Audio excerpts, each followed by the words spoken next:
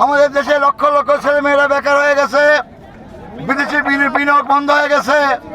অতএব শহীদ জিয়ার সন্তান তারেক রহমান যেই কথা দিয়েছে, আশা করি ইনশাল্লাহ সমস্ত কথা রাখবেন। আপনার জনাব তারেক রহমান প্রধানমন্ত্রী নির্বাচিত হয়েছেন।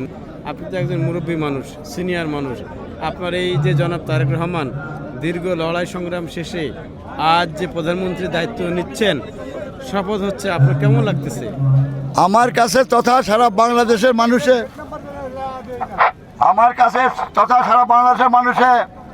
এর পূর্বে বহু শপথ গ্রহণ দেখেছেন। দেখেন সারা বাংলাদেশে লক্ষ লক্ষ লোক এসেছে, স্বাধীন বাংলাদেশে স্বাধীনভাবে কথা বলতেছে। আমি বর্তমান প্রধানমন্ত্রী সহ সংসদে যারা গেছেন সবার কাছে অনুরোধ করব, আপনার ন্যায়সঙ্গত কথাবার্তা বলবেন, কোনো হট্টগোল করবেন না, সংসদ ত্যাগ করবেন না। কেননা 17 বছর আমাদের দেওয়ালে পিঠে গেছে, আমাদের দেশে লক্ষ লক্ষ ছেলেমেয়েরা বেকার হয়ে গেছে, বিদেশি বিনিয়োগ বন্ধ হয়ে গেছে। অতএব শহীদ জিয়ার সন্তান তারেক রহমান যেই কথা দিয়েছে, আশা করি ইনশাল্লাহ সমস্ত কথা রাখবেন, কিন্তু সময় দিতে হবে। কেননা আমাদের দেশ একবারে শূন্য কোটায় পড়ে গেছে, আমাদের দেশে অর্থনীতি খুবই খারাপ।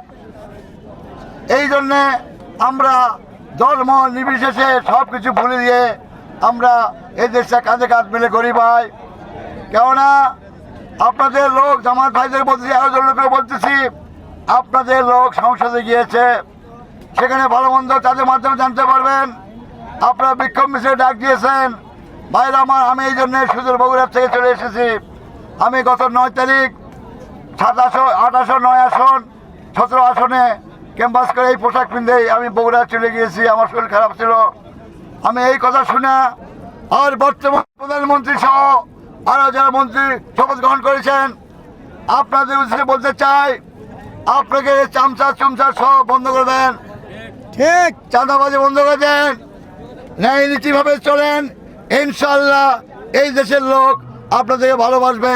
সেই কাজ করবেন না, সৎভাবে কামা করে খান, ছেলে মেয়ে শান্তিভাবে, রোগ ব্যাধি হবে না, খায় আরাম পাবেন।